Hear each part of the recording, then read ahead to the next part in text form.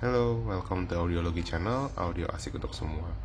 Nah, pada part 2 ini kita akan menjelaskan tentang program yang akan dipakai untuk men-setting Zapco ST4X DSP. Nah, ini programnya, nama programnya adalah Zapco ST DSP6. Nah, ini nama programnya Zapco ST DSP6. Nah, ini ada tampilan awalnya, jadi kita bisa buka demonya, bisa di-download di websitenya Zapco. Jadi kalau mau lihat-lihat dulu juga bisa. Nah, yang pertama kita harus setting di sini adalah si channel setup. Nah, dari sini nih. Ketika channel setup dibuka, kita bisa menggunakan input digital atau input analog. Nah, kalau teman-teman menggunakan RCA, maka kita bisa ganti ke analog. Lalu kita bisa pilih hanya 2 channel yang dipakai, yaitu channel 1, 2 saja, atau kalau mau 4 channel dengan rear bisa dipakai 1, 2, dan 3, 4 seperti ini. Nah, setelah dipilih, kita selanjutnya bisa memilih si DSP channelnya. Nah, ini kita bisa pilih yang front channel 1, channel 2, channel 3, channel 4, channel 5, dan channel 6. Nah, ini kita bisa link. Jadi kalau misalkan kita link, dia dua channel langsung menjadi satu settingnya. Jadi nggak usah 2 kali setting, langsung jadi satu. Nah, ini frekuensi untuk Twitter, berarti frekuensinya dari frekuensi berapa hingga frekuensi berapa. Lalu ini frekuensi untuk mid bass. Kalau untuk main two-way aktif, ini ada slope-nya juga. Slope-nya dari 6, 12, 24, dan 48. Jadi cukup komplit kalau untuk settingannya. Lalu di sisi ini adalah channel level. Nah, channel level ini untuk menentukan volume dari tiap channelnya. Kita bisa mute masing-masing channel juga. Nah, ini adalah gain master. Jadi keseluruhannya kita gainnya seberapa banyak.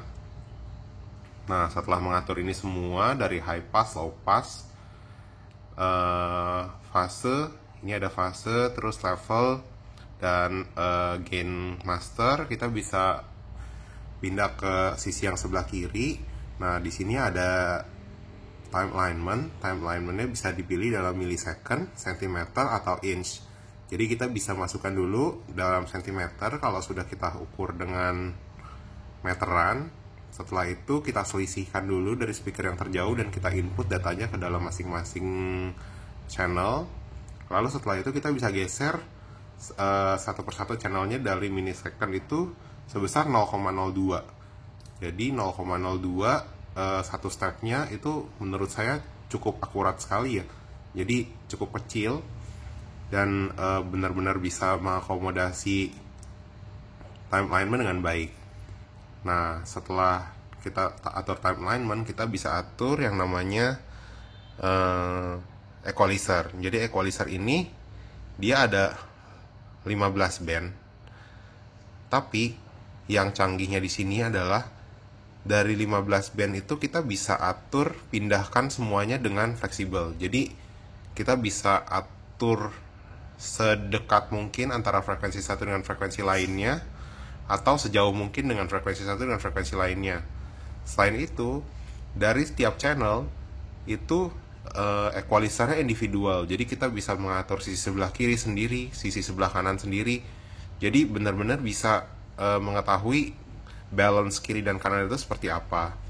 Nah, yang di bawah ini yang 3,61 adalah seberapa besar dan seberapa kecil curve-nya akan miring. Lalu yang 0,0 ini adalah gain. Jadi kita bisa ubah gainnya seperti ini. Saya contohkan salah satu di 6300. Kita turunkan. Nah, ini dia 0,1 ya turunnya. Jadi 0,1. Nah, ini kita turunkan minus 5, dan ini kita bisa atur kalau misalkan kita mau lebih lebar, kita kecilkan. Nah, seperti ini. Di 1 itu jadi lebih landai seperti ini. Atau kalau mau lebih tajam, kita bisa tambahkan angkanya misalkan di 6. Nah, dia akan lebih landai. Standarnya dia itu adalah 3,61. Jadi 3,61 itu dia tidak terlalu sempit dan tidak terlalu landai. Jadi dia standarnya seperti ini, dan ini bisa dirubah-rubah juga. Ini posisi frekuensinya juga bisa dirubah-rubah. Misalkan tadinya 6300, kita mau rubah ke 7200, ini bisa. Seperti itu. Dan setelah semuanya selesai, kita bisa cek ulang suaranya seperti apa, didengarkan dengan lagu yang biasa kita mainkan, kita suka, dan selanjutnya kita bisa save. Save ini ada dua jenis, bisa save to file sama save to device. Jadi kalau save to device, kita akan nge-save ini ke memori di device, dan kalau save to file, kita akan copy file yang sudah kita setting ke komputer kita. Nah, save to device ini harus dilakukan, kalau tidak nanti tidak akan ke save di device-nya. Dan kalau backup itu biasa di save to file. Jadi nanti setelah kita selesai, kita bisa load from file dan load from device. Nah, seperti itu. Jadi seperti ini kalau misalkan untuk tampilannya.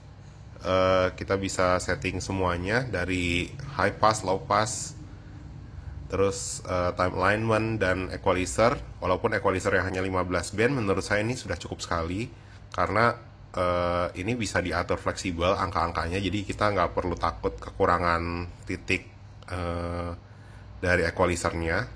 Lalu yang menurut saya kekurangannya dari Zapco ST4X ini, dia slope-nya dari 12 langsung loncat ke 24. Dia tidak ada slope 18. Nah, biasanya untuk mid bass itu saya menggunakan slope 18 untuk untuk high pass-nya. Jadi bisa diakali dengan slope 24 sih sebenarnya. Jadi menurut saya ini sudah cukup sih kalau untuk setting di sini. Slope 12, slope 24 itu sudah cukup sekali, dan juga ini bisa dipilih type-nya. Kalau misalkan ada language, kita bisa lihat ada bezel, ada Butterworth, dan bisa off juga. Seperti itu. Jadi ini type dari si crossover-nya bisa dipilih masing-masing. Jadi bisa high pass-nya bisa pilih, low pass-nya bisa pilih. Seperti itu. Kalau ada teman-teman yang mau coba, boleh juga di-download di website Zapco-nya. Tinggal search Zapco ST4X DSP, nanti tinggal download linknya untuk programnya. Programnya gratis, bisa di-download, bisa coba-coba, bisa lihat dulu. Kalau misalkan emang teman-teman mau cari DSP amplifier untuk main two-way aktif atau two-way pasif front rear atau three-way pasif front rear, itu bisa coba Zapco ST4X DSP ini karena pengaturannya cukup banyak, terus lengkap, tidak perlu banyak-banyak peralatan yang ditaruh di mobil, jadi bisa simpel sekali instalasinya, dan suaranya juga menurut saya cukup bagus. Sekian penjelasan saya tentang part 2 ini mengenai program Zapco ST4X DSP. Terima kasih sudah menonton.